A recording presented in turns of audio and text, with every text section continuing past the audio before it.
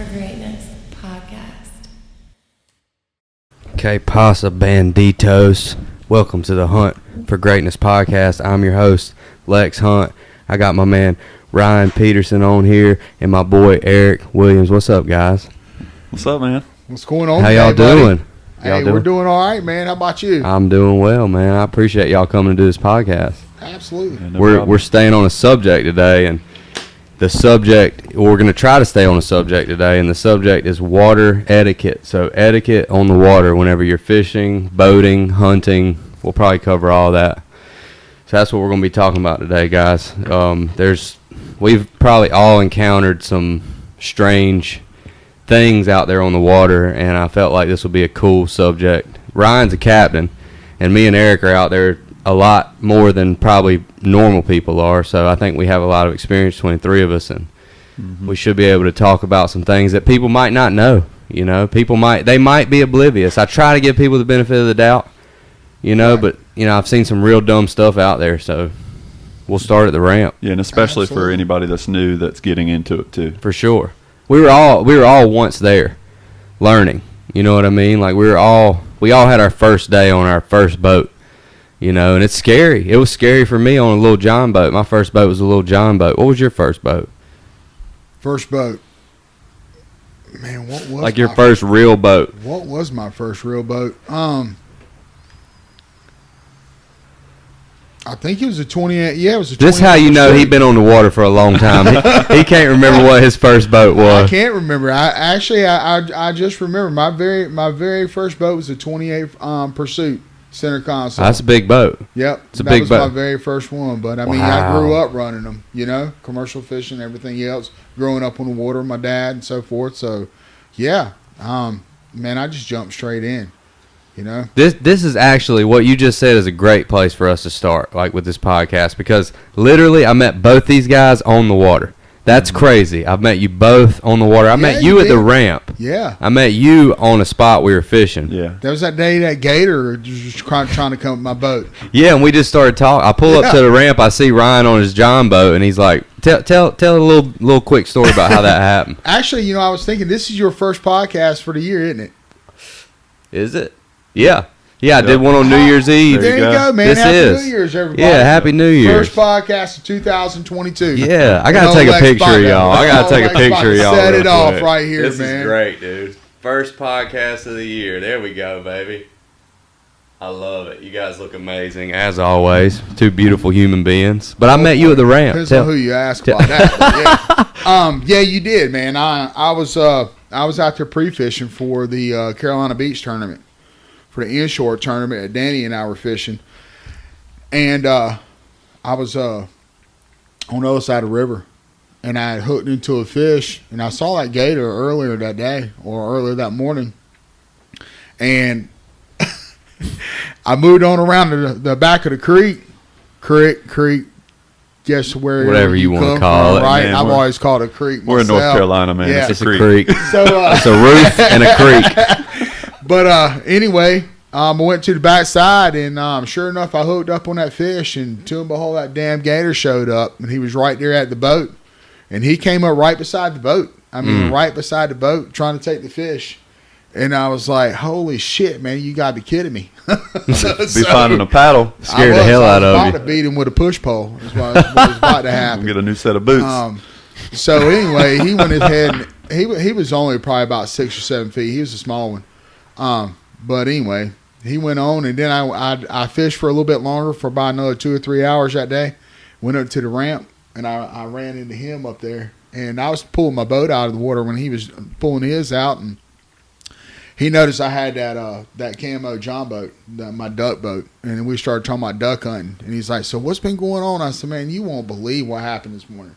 He's like, "What?" And I told him about the damn gator, and he had a buddy of his with It him. was Elias, I'm pretty sure. Yeah, that kayak fish. Yeah, it was Elias. that was He coming. says, "Man, don't tell my buddy that about the gators." He's So- scared. He's a Yankee. He's Yeah. scared of Oh, you're talking gators. about He ain't Elias. scared of great whites, but he's scared of gators now. It was a good time, man. So anyway, Yeah, we got to talking, and I said, "Hey, Yeah. you duck hunt around here?" And you said, "Nah, man, I don't really." You're like, "You want to do some real duck hunting?" You're like, "You need to come out west." And I you, did say that. and to you gave me your card, Yep. and you were like, "Hey, hit me up. I I run trips out there out west, and I'm Yeah. like, well, this is cool because me and my buddies have always wanted to go out there. And now you're coming out there for snow goose season. Yeah, We'll be yeah. out there in about 6 weeks, 7 I'm weeks. excited. I'm taking off in 5.5. So I'm excited, dude. I'm really Absolutely. excited. Well, that's how me and you met. Yeah. At the boat ramp, and Yep. then me and you met at a fishing spot. If you guys hadn't seen our other podcast with me and Eric, check it out. It's like 5-6 podcasts ago, but if you'll just kind of break it down how we met on that spot. Yeah, we were out in the ocean fishing a spot. I was in my boat, you were in yours, and we were. I mean, great conversation today because we are talking about etiquette. We were fishing the same area, but we were staying probably 30, 40 yards off of each At least, yeah. And I weren't doing nothing, but every time I looked, y'all were pulling in a bonita. And I'm over there changing baits, trying to find the color. I couldn't figure it out, so I hollered over and asked, and that's when Lex and I started talking, and pretty cool. He actually told me the color. Green, bruh. Using green, I'm bruh. sure I said those exact words too. And that's how I knew right there. Anybody that's willing to share a bait color, they're all right. Man, So- I want people to catch fish. Yeah. I mean, there's plenty of fish in the sea, baby. You know what I mean? Right. As long as we're conservation minded, which we can have another podcast about that, Yeah, But for sure. yeah, that's how we met. And really, my boy that was with me was like, "Hey, I think he does YouTube too." Mm-hmm. This is before you said anything, or maybe after you said something. And I noticed your GoPro. Yeah. And I'm like, "Well, cool. This guy's kind of doing the same thing I'm doing." I didn't know how similar, what we were doing was at this point. And I ended up getting your name so I could look you up, and then we started talking like that. And I'm like, Uh-huh. "We need to fish together." Yeah. So that's cool, man. Like, you can make friends on the water, and unfortunately, you can make enemies out there too. Like, I got a couple people I'm like, I don't really want to see that person. Yeah, for sure. And it's kind of because of etiquette. Like, it's kind of because, like, you respect me, I respect you. Like, that's kind of how it goes. If we were walking on the street beside one another, like, you're not going to, most of the time, you're probably not going to be that rude because there's consequences right then for your actions. But on the water, Air and opportunity. I mean, on the water, you're on a whole. Yeah. It's like being in your car and people yell and scream at you. But if they were out of their car, they probably wouldn't do that. Mm-hmm. It's kind of the same way. People can be disrespectful. It's kind of like social media in real life. I mean, It is. It is like people will say things they wouldn't say normally to you out Some there old keyboard sometimes. cowboys. Oh, keyboard cowboys, dude. Yes, sir. Yeah, that's right. I ain't never heard that. Keyboard yeah. cowboys. I like that. I've seen them a lot of years, man. So we'll start at the ramp. All right. So what's something that is your pet peeve at the ramp? Or I know Eric has one. So Eric, what's something that's your pet peeve at the ramp? And then we'll go to Ryan on that. There's two. So the first one is if I pull up to the ramp and I'm waiting in line, but I see that somebody's ahead of me has backed their trailer down and not got their straps ready, got their ropes ready, they haven't put their plugs in, they're scrambling around looking for stuff. Second. That should have I- that should have been done in the line on the side. You pull off when you get there and take care of all that stuff so that you're in and out. There's a spot Yep. for that. Yep, and if there isn't, there's always going to be some gravel missing on the side of the road. There's a grassy area that is void from people that are doing it the correct way. There's Right. always going to be a place to do that. Yeah. And then the second is here, this is based on Wrightsville Beach, but if you want to go fishing on the weekend or in any perfect day weather-wise and you get there really early, if there's people that have backed their trailer down in the ramp, but they leave their high beams on or low beams on that are shining up in the sky, if you're also trying to back in, you can't see anything. So just turn your lights off once you back in so that everyone else can still use the ramp and see where they're I've backing always up. done that. I've never done that, and I've I'm always so done glad that you said that I always because switch to my parking lights just so you're still seen, but you're not The blind. yellow lights. Yep. man, see, I'm glad you brought that up because Yeah. like I've never done that, and I've got a truck that's a little higher, so I know even my low beams, so that's good that you brought that up because I go out there all the time and I've never thought of that. Especially in my truck. I usually get out. Yeah, you got a big Yeah, truck. big trucks are tough on Yeah. like people like me. I'm in a 4Runner, so quite a bit shorter than you guys. You can't see anything. I can't look Yeah. in my mirrors Right. at all.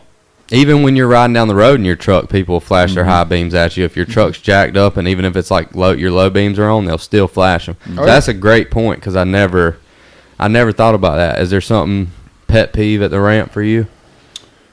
Man, I don't really have too many pet peeves. Yeah, I'm pretty even keel, but I guess if I had to pinpoint one, even as a beginner and so forth, and I learned this a lot from commercial fishing and fishing tournaments and stuff, because on tournament morning it's nuts down there. I mean, it is. thank God, the guy I fish with, of course, everybody knows old Captain Spence. Well, shouts to Captain That's Spence. right. One of the Shout out funniest Captain dudes I've Spence, ever man. met. He goes and he drops the boat in the water the night before down at Sea Path, so we won't have to worry about it. Or he'll have some little honey hole somewhere and be like, just meet me here and we'll run from there. He's always hiding his boat somewhere. Typical Spence. Yeah, that's nice. He's always hiding his boat somewhere. But biggest thing is just backing it down and making sure you pull your boat all the way to the end of the T dock or whatever dock you're on that finger dock. So then that way, if someone is waiting, it's busy, the person behind you can go ahead and back in as well and get their boat. For sure. I was down at Carolina Beach, and the boat ramp was tied up, and there's an individual down there. He's got a fountain. I knew who he was, and he was letting off a charter, and he pulled all the way up to the ramp where I'm trying to back down, and he tied his boat up. Mm-hmm. And I backed my boat down anyway. I backed my boat up right down to the bow of his boat, and he finally got the point and moved his boat back. Well, he knew better. He knew better. Yeah. He's a charter captain. I didn't want to have to say anything in front of his clients, but damn, we all have to share the ramp together. Yeah, for sure. So it's just the little things like that, but it speeds the process up. Like yesterday when we went duck hunting, I dropped the boat in the water for you. Y'all went out there, circled around, cleared out the ramp until I went ahead and I parked the truck, and then I came back and y'all picked me up. Mm-hmm. Man, if everybody did that, it'd be awesome. Yeah, a lot smoother. A lot smoother. And I have something that's not really a pet peeve, but it's kind of a solution to what you guys are saying, but like communication. Like you cannot, I can't assume out there that somebody knows what I'm thinking. So like I'll say, hey, you picking your boat up, or you taking it out, or are you taking your boat out, or are you putting your boat in? Like things like that, talking to people.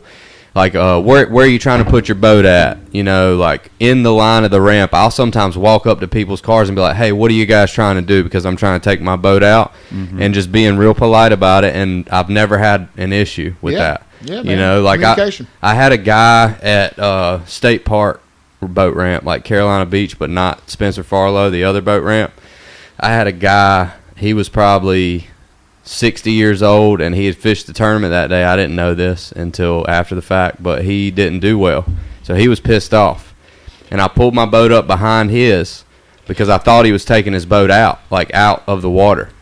And I pulled my little boat up behind his, and he got so mad that he said something to me, and I was like, what you going to do about it? Like, he literally came at me in a way where it's like, you're trying to fight me over me parking my little boat behind yours, and like, I was like, what are you going to do about it? And he literally walks up the ramp and runs down the ramp at me like he's about to tackle me. And I just stood there like this, and he starts yelling, and my buddy jumps out of the truck and ran up on this dude, and I think this dude shit himself. Like, I didn't even say anything. I was just like, all right, what's about to happen? Because you ain't about to throw me in the water, and you're an old man. I don't want to throw you in the water. But, like, misunderstandings, like, maybe if I would have said, hey, man, are you taking your boat out or you picking it up?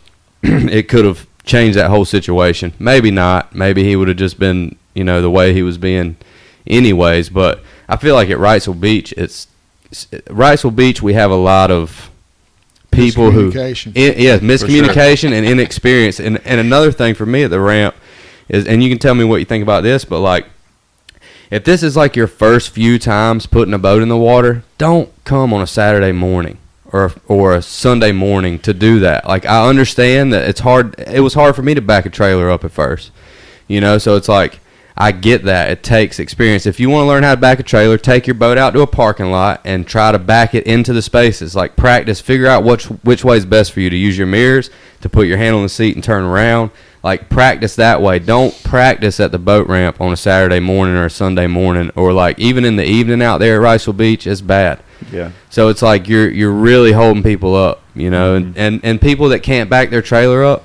Like, we have to help those people. Like, those people may need your help. And if you help them, you're helping everybody at the ramp. Yeah, exactly. So, ain't no point in getting mad at them, but I'm just saying maybe think about that if you're an inexperienced boater.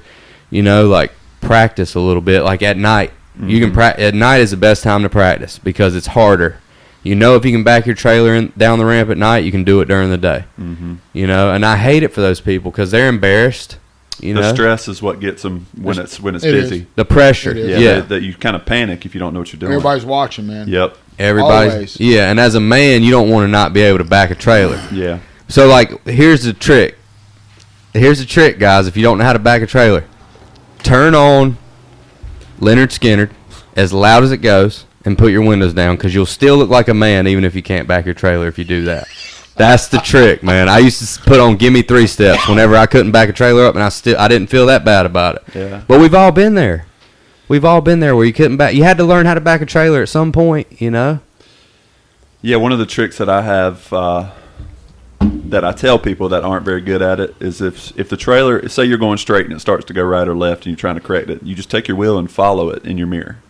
Just follow the So trailer. you use your mirrors to back up. I do. I do too. Yeah. Do you use your Just mirrors follow to it back with your up, hand. Ryan? Yep. My Yeah, dad same. said they gave you 3 mirrors for a reason, son. Mm-hmm. So And another thing that'll help is if you don't have the runner poles, the PVC pipes. Right.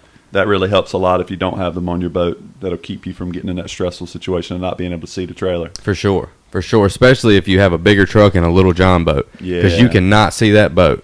Like, I got a skiff in a truck, and you can barely see it whenever you're backing up, because I took the poles off of my boat so I could get it on there with the blind on it. That's why I took them off. or drop the tailgate. But yeah, or you can drop the Yeah. tailgate. Drop the That tailgate. helps. Throw your arm over the back of the seat, and then bottom line is wherever you want your boat to go, just turn the opposite way of the way you want your boat to go. So if you want your boat to back up right and you need to straighten it up, you need to turn your wheel left. So whatever way that you want your boat to be backed up, you turn your truck, your wheel, your drive wheel, your steering wheel, the opposite way. Yeah, Just and go if, slow. yeah. Just take your Go time and slow, back it on yeah. up. Yeah.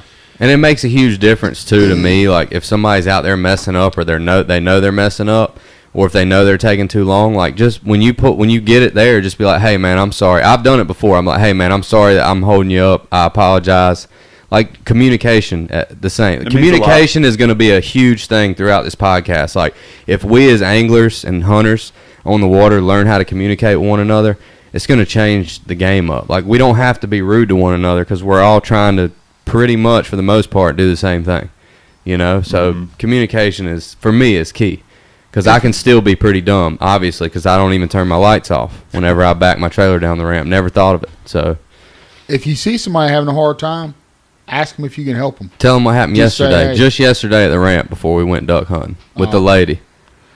Well, yeah, there was a lady. She was her husband had backed a boat off the trailer, and she was trying to get into the parking spot like twice. And she looked at me and she says, "Hey, do I look like I'm gonna hit this trailer if I'll go ahead and pull in there?" And I just said, "Ma'am," I said, "would you like me to pull it in there for you?" She says, "That would be great." And I said, "No problem." So I just jumped in the truck. Took me like 2 minutes. Pulled it in there for her, and she was good to go. Yeah. So then that way, she didn't have to worry about making her husband mad. She didn't hit any other trailers. She's good to go. And I went on about my business. I Yeah. mean, it doesn't hurt to ask somebody if you can help. Yeah, and take a couple You extra know? minutes. I mean, just pay things forward. That's what it boils down to. And feeding off of that good karma will come back around. Us three sitting here have thousands of hours on the water, and we don't need a lot of help a lot. But those times that we do, and someone actually helps us, how good does that feel? It feels great. So True if we can do that for somebody every a week or two goes by, you help somebody else, it'll come back to us. Yeah, It's for the same sure. way with everybody. For sure. And it goes back to the golden rule. And we all know, like, treat others how you want to be treated. It's like, and that's, I mean, I think that pretty much covers the ramp for the most part. I mean, those are all, like, very important things to keep a ramp going smoothly is communication, turning those lights off, which I didn't even think about, and moving your boat out of the way if possible. Like, if you're by yourself, there's no way to move your boat out of the way, unfortunately. But there's enough people out there with more than one person with them that it can be done if you have two people that have a decent amount of experience. Like, somebody could pull the truck up if they don't want to be on the boat. You know what I mean? Moving the boat around. Which I understand. On somebody else's boat, sometimes people don't want to get on there and move your boat around. I have people that go with me that's like, nah, I'm not. I'm not going to do that. And I'm like, well, if you don't feel comfortable, that's fine. So... is there anything else about the ramp that you guys can think of? No, that was a good point about yours. It was just to make sure you pull it out or go ahead and start circling. Yeah. Yeah, for sure. I like Helps it. out a lot. I like it. So when you leave the ramp around here, for the most part, you're basically in the Intercoastal Waterway. So the Intercoastal Waterway is, how wide do you think that Intercoastal Waterway is, like the channel? Probably about 100 yards wide? 100, 150. 100 yards wide. So obviously, well, not obviously, because some people don't know, you're going to have a red buoy and a green buoy. And you're going to want to stay to the left of one of those and to the right of one of those, depending on which direction you're heading, north or south. Because the Intercoastal Waterway runs north to south. Around here it does. Mm-hmm. I don't know if that ever changes. Probably not, because it runs parallel with the beach. Yeah. It does, and it does down in Southport though. Changes. Southport, Oak Island. Oh, So it yeah. runs Good east to point. west down Yep. there. Okay.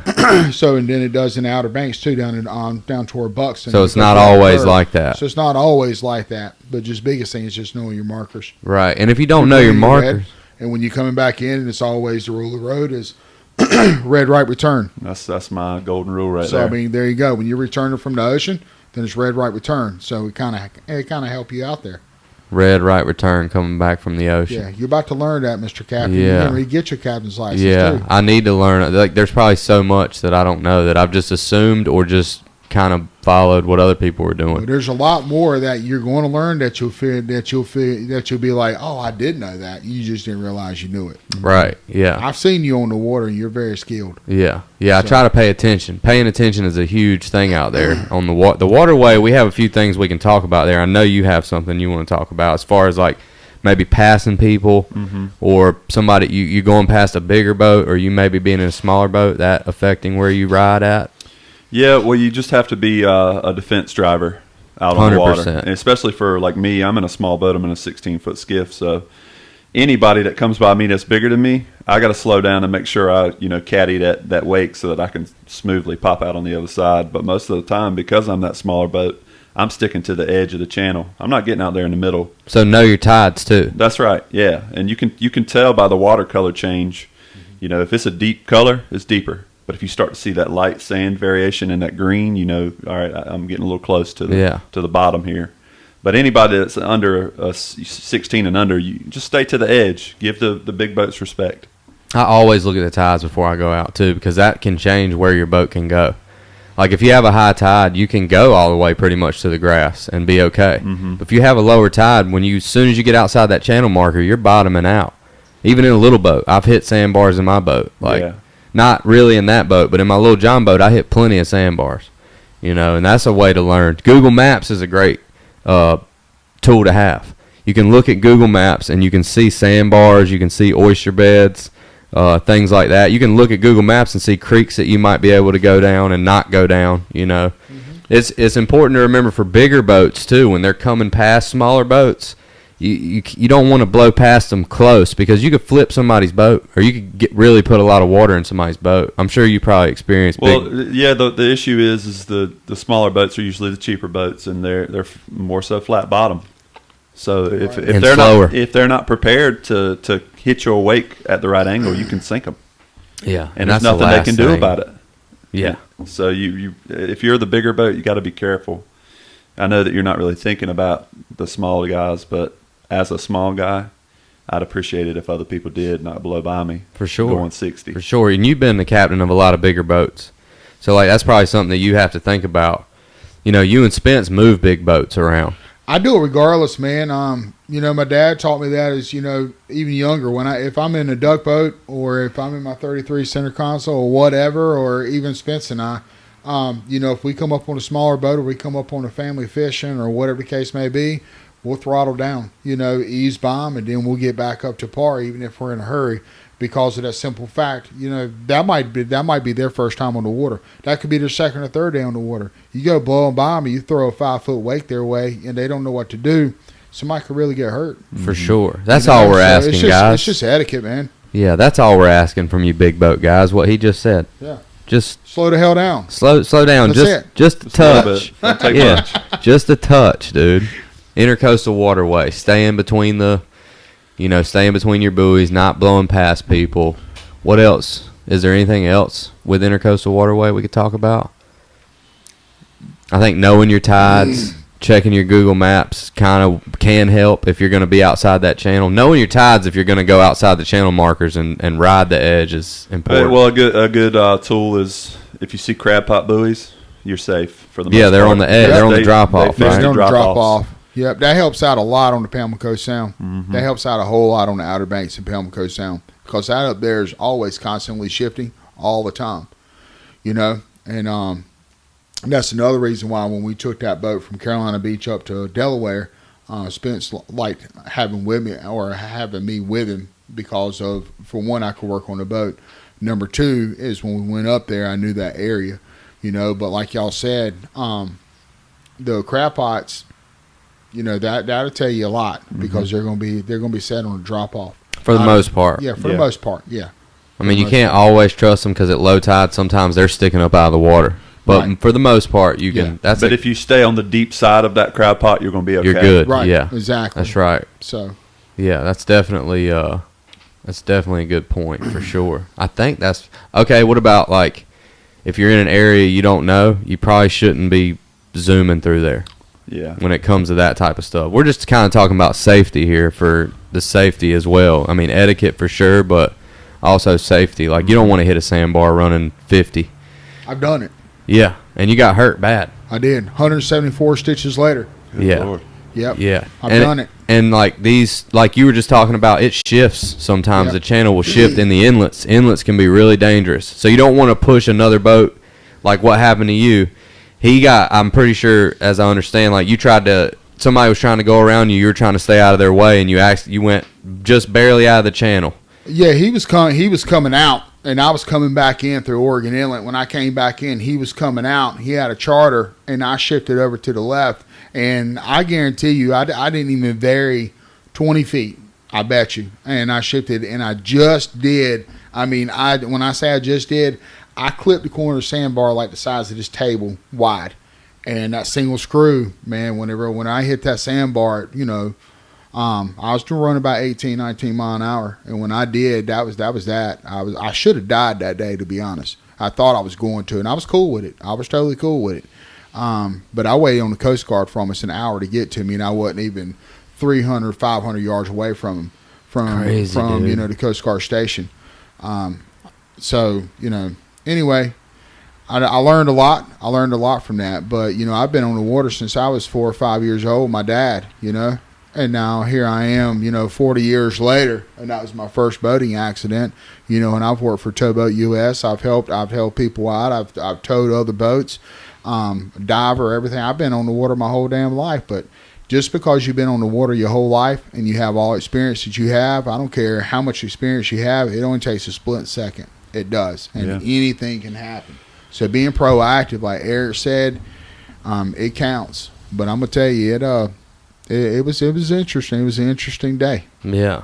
So that's important for our listeners, is like knowing that it can happen to anybody at any moment. It can happen to anybody. Don't let your guard down out there. Yeah, and don't let your confidence override your experience either. For sure. It's a great point. That is. I mean, that's your experience, what you just shared with us. So it's like keeping that in mind out there is very important. Yep. Yeah. So Intercoastal Waterway, that's kind of pretty much it, I think, for that.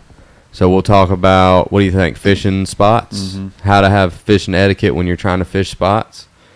You want to talk about the creek first? Well, I forget Fishing what. a creek that only has one entrance. Yeah, you talk about that, because I've had that experience maybe once. So we kind of have an outline for what we wanted to talk about, but one of the things that happens around Wilmington area is there's a lot of spots that we fish there's only one way in and one way out. And if you're getting there late, there's likely to be somebody already in there fishing. And, most creeks around here have a deep side and a shallow side. And the only way in is really to hit that deep spot. Well, that's the same spot somebody else is fishing. For sure, yeah. So if you have a trolling motor on your boat, you could drop your trolling motor and ease by them. That doesn't disturb the fish for you and for them. And if you don't, just putt by them like we were talking about before. It's, if you fly by on the creek, you're going to run the fish out of there for you and for them. So that's something to think about. Just respect that where they're fishing, and if you're easing by, then you're treating it with respect, and you're not going to blow this fish out. Yeah. Yeah, most people, you can actually this might come as a newsflash for some of y'all out there, but you can actually tell when somebody's fishing. It's when they have a rod in their hand. So that means to tone your motor down. The big motor's pretty much going to spook fish if your big motor's on. If you don't have a trolling motor, like, I get it. Like, a lot of people don't have a trolling motor. But, like, we got to think about these big motors, even when you're fishing. This is, like, helpful if you're an angler, if you're trying to fish a spot. Like, when that big motor comes on, especially if there's trout or redfish around there, the bite is most of the time going to turn off. That's why it takes 30 minutes to get the bite to turn on sometimes, because you've had your motor turned off for 30 minutes. But, like, thinking of other people, you know what I mean? Like, other people out there on the water, they're trying to do the same thing we're trying to do. You know, like, we're all trying to do the same thing here. So having that respect, and with the creek thing, you can only go, and you can't stay far away from somebody sometimes. Like, you have to go right near them. Yeah. You know, so. Speaking of which, can I borrow your trolling motor so I can catch more fish? Yeah. Huh? I mean, Hey, not that always, trolling sir. motor's a game changer. I know. Hey, we can thank damn Joe Biden for that trolling motor. I bought that with my damn stimulus check. There you go, the Hell young yeah. Jeezy, the young Let's go, Jeezy Brandon. of, You know what I mean? that's it, young Jeezy of hunting and fishing. These two guys right Chill. here, man. I'm gonna tell you, Yeah, they so got that, all the top equipment. that's important. So this is good because we can talk about inshore fishing and nearshore fishing, because it's a little different. Like, whenever you're, and even the river, like fishing the river. So that's a good point with the creeks. It's kind of the same with any inshore spot, though. Like, if somebody's fishing a point, you know, I understand they could be in a high traffic area as far as boats, but, like, there are fish that hang out sometimes in those areas, and people fish them. Yeah, and if say it's a spot that's on a point, if they're set up on that point, there's no sense in you being 50 yards from them. No. Leave them alone. There's more. Go to another spot, because at the end of the day, you're gonna run the fish out of there if you're trying to fish the same area, and that's gonna hurt both of y'all. So just find another spot. They're there first. And that's the quickest way to make an enemy on the water right there, honestly. That makes me, I hate to say it, but that makes me hate you. When you come flying between me and the grass and I'm fishing right there, that makes me want to physically harm you. And that's then you set up 30 yards up It above. takes a lot for you to say that. what's the point of that? Like, that is totally pointless. Like you're saying, you're hurting both of you when you do that. And that's applies pretty much all inshore fishing. You know what I mean? Like, if we're the jetty, a well-known spot, we were talking about it last night. You're going to have 10 boats on that jetty at least during the summer all the time. And it's a good fishing spot. But, like, if you see people fishing on the jetty, don't zoom up, you know, like with your motor wide open. Those fish are 30 feet down, but it's like, it still could mess the bite up for everybody, you know? And if you're fishing the jetty, this happened to me. If I'm casting at the rocks and the rocks are 20 yards away, there is no sense in you coming in between me and those rocks. That's ridiculous. That is ridiculous. I have had that happen multiple times. And I'm catching redfish, and then it's over when people do that. Because like you said, it's 20 to 30 feet deep there. That's not very deep. That's the length of your boat down. That's the length of your boat. That's You a know, good way to look at it. That's not very far. No. So you're going to blow the fish out and ruin it for everybody. I understand. And at the end of the jetty, there's going to be 3 boats there most of the time. You can set up 3 boats on that jetty 50 yards apart and still fish it. Yeah, You for can sure. all cast in on them, but there's no sense in somebody coming in between y'all. That's true. And it happens. Communication is key out there as Yeah. well, too, because, like, I'll literally will ask people, do you care if I sit right here? Is this going to mess you up? Like, I'm not trying to mess y'all up. I can go over there. But if I think that there's room for me to fish, I'm going to ask you sometimes. You know, if I'm like, this is good, I'll pull up, anchor up. Mm-hmm. But that's a really good point. Like, talking about people blowing between you and where you're fishing, or anywhere close to that. Yeah, and I've had it happen, and this is dangerous for me with the little boat. I'm about 6 inches from taking on waves at all time in the back in the stern. So if you're a 25-foot boat, there's no sense in you hauling ass around the corner of the jetty when you could swing wide around the tip of the jetty and then go inside. So that's another thing to etiquette-wise. If there's people fishing the jetty, there's no sense in you getting up full speed and blowing by at 40 yards. That's disrespectful, like And it happens straight a up lot, too. disrespectful. I mean, there's not many ways to look at that. I try to give people the benefit of the doubt, but when you blow between me and the bank or me and the jetty, that's disrespectful. Yeah, and swing you wide. most of the time know better, you know, especially the captains out there. No offense, Ryan, but you captains out there, like, I understand. This is my message to the captains out there. Like, I understand you guys are doing that, what you do for a living, and Oh, you boy. guys might hate me for Here we saying go. you might hate me for saying it, but like that doesn't give you priority over me out on the water. Like, we're all equal on Tell the us water. how you feel. That's how Tell I us really how you feel. really And I know feel. they're going to hate me for it. Huh? I know they're going just because you're a captain doesn't mean you can blow between me and the jetty. That's just not how shit works. That's not how everything should work out there. It should be you respect me, I respect you. We're equals out there, you know? Like, we can all die out there, and we can all not catch fish out there. You know what I mean? Like, that can all happen. And we Well, can when all you break see down. that, when you see that happening, what you do is you just get the heaviest jig you got, and just wing it. Just go. I've done it. I'm gonna done it. damage that damn. What's that? I'm gonna damage your fiberglass, baby. I've done it, man. I've done it. Nah, but there. I mean, You shouldn't be close enough to be able to do that. no, for sure. That's what I'm for saying. Sure. So, and that'll bring you to the nearshore wreck fishing. Like, it's kind of the same thing. What you were talking about, how we met at the beginning. Like, try to give people their space. You don't have to be right on top of the structure to catch these fish. Well, and they move around the structure. And they move around the structure, and you Fish can swim, actually they you can move. cast your rod. Actually, Yeah. like, you don't have to drop it straight down. You can actually open the bail and cast it. So you don't have to be right on that spot. Yeah, but like you take the Liberty ship, there's 10 pieces of structure out there that Yeah. you could fish. Yeah, So the 10 boats, no problem, should be able to fish it without being on top of each other. those fish are going to jump around from structure to structure, and you know, like, some of the best times that I've ever had fishing has been because somebody was in my spot. Yeah. Like, somebody was in, it's not Right. my spot in the first place. I don't even know why I was calling it my spot. It's not my spot. It's a spot that I was going to that I wanted to fish. I like to call things my spot. They ain't my spot. Like, it's the water. So, like, pushing me to go try something different has gave me great fishing days, you know? Like, it's all about how you look at it. Like, This you, dude catches fish everywhere, no you- matter where he goes. You Every could- time I turn around, he's catching damn fish, and I'm pissed off because I didn't get an invite, and I was watching TV or something, or playing on Instagram trying to get more followers or some shit like that. And you out catching fish. oh, man. I'm like, where's my invite? you know, I mean, like to fish by myself sometimes, though. I like he's going out there fishing by all myself. the time, all the time. I've been On his I've days had, off. I've had a great year this year, like a lucky You have. year. Yeah, it's been phenomenal.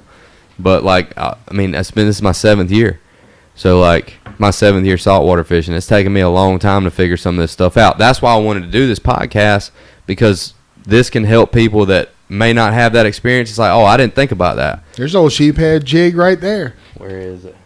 down Oh, right yeah. there. I Oh, see it. yeah, dude. Oh yeah, baby. Yeah, I love sheep's head fishing. I feel sheep's head privileged to fishing. be able to sit at the table with the two of you. The knowledge is here catching fish.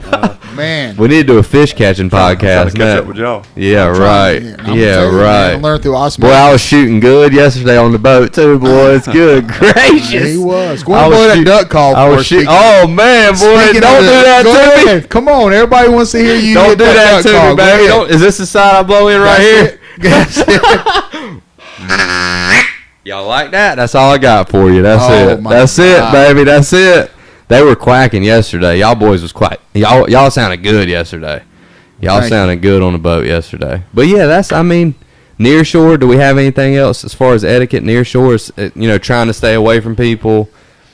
I mean, Yes, communicating. yeah. You can make friends out there. For You know sure. what I mean? You can make really good friends out there. Like, I wouldn't have had some of the days I've had if I wouldn't have talked to you guys. And I mean, you guys, I consider you guys both good friends, and it's all Absolutely, because we man. just talk to each other at the ramp. Yeah. Being outgoing, I know some people aren't outgoing, but like, we can try to be friendly to one another out there and help one another. A lot of people don't know what we know about fishing, so like, Takes years of experience, get years of experience. It for does, sure, yeah. for sure, Eric and I were talking about that yesterday. it definitely does take years. Gotta of do it. Takes Keep doing years it. of experience to get years of experience. Yeah. And you're going to make the mistakes. And Plenty that's how of you learn. mistakes. Plenty of mistakes, plenty of downfalls. That's right. Plenty of them. They're there. It's going to happen. You don't have to be good to have etiquette, though. Mm-hmm. That's Yep. why this podcast is important to me, because you don't have to be the best fisherman or boater to have etiquette. But having etiquette makes you a good boater, to me. Like, if you can be conscious of others out there, and it makes the whole water safer. It makes everything safer out there for everybody, because you do have a lot of inexperience out there. Mm-hmm. So do you guys think we covered We could talk about setting up hunting spots. In Yeah, the marsh. let's talk about that. Let's talk about that. You want me to start it off? Either way. All right, setting up hunting spots in the marsh. I'll just talk about what happened to me. What was it? Yes, the other day. So I went out early in the morning. It's dark. So it being dark outside, you have to be really careful out there. Like, that's like being in outer space. Like, it's a whole nother thing when it's dark out there. So it's dark. We're trying to hunt this spot that I really would have liked to hunt. We're pulling up in the bay. It's a big bay. And the guy starts flashing the spotlight at us. I'm like, cool, we see you. I see where you're at. He was flashing us the whole time. I know what that means. Like, I know you're trying to show me where you're at and you don't want me to come in there. So I pull up just because it's such a big bay system. I pull up and I see he's pretty much in the middle. So, like, we're not going to be able to hunt either side, you know, which is kind of stupid anyways because you're shooting at the same birds like you said yesterday for the most part. And the marsh is big enough where you can find another spot, you know. So, but him shining me off and me being like, all right, I know I really want to hunt here, but, you know, we're going to try somewhere else because I don't want to crowd these guys. You know, it's pointless. We end up going down the way, and it was probably the least amount of birds I've ever seen duck hunting. But shining somebody off the spot, letting somebody know where you're at, because we can't read your mind. You know, I can't read your mind. Right. So if you're there and you're not letting me know you're there, I need to know, you know. What were you thinking as far as... Well, it relates to fishing a spot, too, is some of my best days are when, like you said earlier, you prepare to fish one spot or hunt one spot, and you can't because someone's there. But you had an epic red fishing day this year with that happened with that, right? Well, I planned on fishing the end of the jetty, and I couldn't because there was somebody there where I wanted to be, so I went somewhere else and had the best day of fishing I've ever had. That's great. That's so cool. And it's the same way with duck hunting. Get away from people because you're going to be trying to pull the same birds. And if you're in a bay in the marsh and you're on one side and they're on the other and you got 6 ducks come in, you're both hail calling at the same ducks, and you're hurting each other by being there together. So just move somewhere else. You may not be where you want to be, but you're going to have a lot better success picking off a few than you are if you're trying to shoot the same birds as somebody else. So, for sure, not like being conscious of people's decoys as well. If you're in the marsh duck hunting, you don't want to blow past somebody's decoys because that messes their spread up sometimes. You know what I mean? And when you're cranking your boat up to leave, if you're leaving early, sometimes that'll mess somebody's hunt up on the river. Like if you're hunting the river, and then you're done hunting your wood duck. Say you're wood duck hunting on the river. The flight's only 20-30 minutes for wood ducks. I mean, they fly 20 minutes tops, and it's a wrap for the most part. If it's not cold and stuff's not frozen over, they're not flying long. So if I decide I'm going to leave at 7:30 and shooting time was at 6:30, but I got 3 people hunting the river between me and the ramp, like blowing by them is probably not going to help their duck hunting, you know? So it's like trying to make sure you're not blowing by boats. And these guys, during the day, like when the sun comes up, you may not see the duck blind. But if you see a bunch of decoys, it's like, all right, get as far away from you can from that. You know, I feel like that's kind of an etiquette thing as well. Yeah, never. If you see somebody set up and you're the late guy, don't go set up near them. No, because they put in their time. They got up at 3:30 to be there at 5, an hour before shooting time. Don't go set up near them. That's crazy. It is. It's straight up disrespectful, dude. Like I try to think of that whenever I'm later than somebody. I'm never the late guy, but I'm definitely have been later than people. Like I was the other morning. It was an hour and a half before shooting time. These dudes were already in that spot. So I'm like, man, they got up early. Like they deserve that spot, you know? Man, I hunted, I'll tell you that reminds me, very first time I ever hunted in Iowa was 2005. And I had a buddy out there, I snow goose hunting with him out in the Midwest, and he was like, Ron, he goes, you ever hunted in Iowa before? And I'm like, nah. He's like, you got to come out, come hunt with us. Well, he's got a 20-foot Sea Arc, okay? And he makes custom boat blinds and stuff still to this day. And when I talk about custom boat blind, you know, as a Carolina boy, man, I went out there and I saw all them rigs that them boys got in the Midwest. Let me tell you about this thing, y'all. This boat's a 20-foot Sea Arc. And he's got a high-low blind, so it's high in the back, low in the front, okay? Sick. And then the slides come down. It's almost like a whole pod, okay? So the whole pod covers the boat completely. Everything's carpeted, finished on the inside. I kid you not. Mm. It's got the stove in there. It's got the microwave in there. It's got the surround sound. Good system in it. gracious, Oh, it boy. gets better.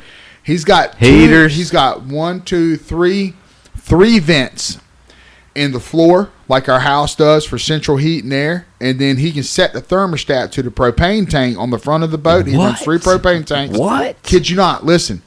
So we went out there and he had that. He had the PS3 in there. He had the flat screen my TV in God, there.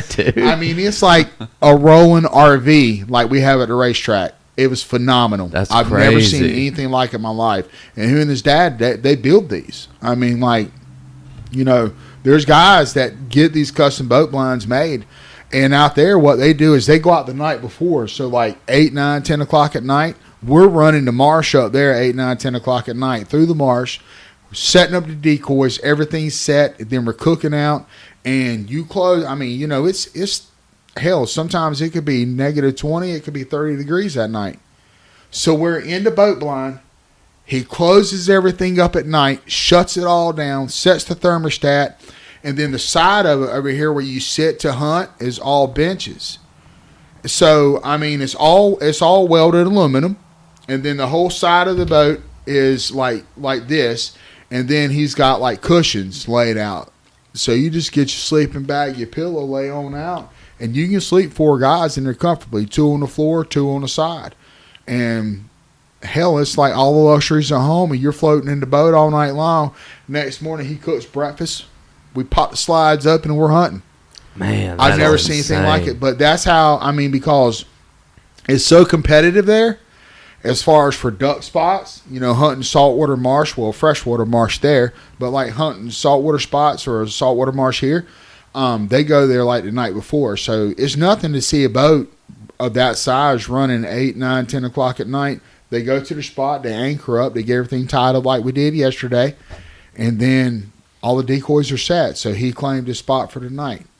And I Man, went out that's there, and crazy. I'll never, ever, I'll never forget that. It was awesome. That's crazy. Yeah, we don't have much competition around this area. I mean, maybe a little, but I'll have to show y'all some pictures when we're done. yeah, of that's this rig. crazy, dude. That's awesome. That's sick. Yeah, that's a whole nother level. Yeah, of, so you would never go set up on that guy. That's his livelihood.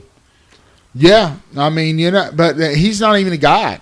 the bottom line you is know? he was there first. Yeah, he Yeah, was. you know what I He mean? was there. He was there first. But I mean, you know, he makes the custom boat blinds like that, and he's still to this day, he's the only one in the U.S. that still makes those boat blinds. He's the only one that makes them like that. That's crazy. About 20 grand, probably.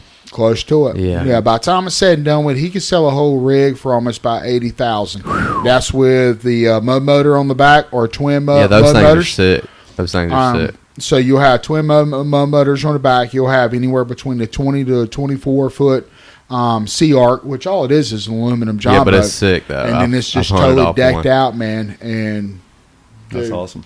That's It's- sick. Yeah, Be the first one to the spot. That's how you fix this problem, it is guys. awesome. Yeah. Yeah. All right. Cool.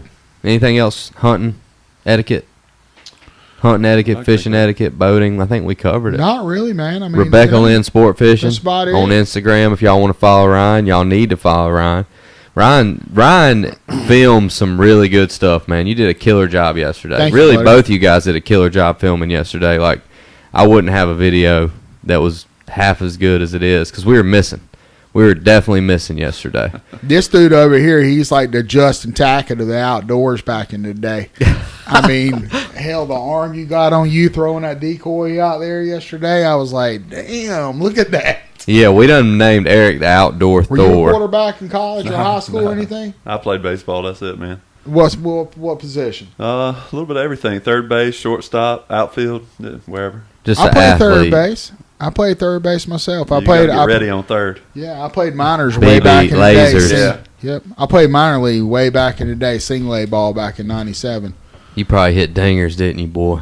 I don't, man. You hit I damn did all dingers, right. didn't I you? did all right, man. I did Rebecca Lynn okay. Sport Fishing for Ryan, guys. Follow him on Instagram. Eric Williams on YouTube. Follow Eric, or you guys go to Eric's YouTube page and subscribe to his YouTube page. He has great outdoor content. I call him the Outdoor Thor, and I think this is going to stick. I'm going to keep commenting Outdoor Thor on everything you post until it sticks. Eric Williams Realty on Instagram. Make sure if you Williams want to show. buy a house in Wilmington, make sure if you want to buy a house, I'm going to tell you, this is the most straight up dude. We hunted with him yesterday. We had a great time.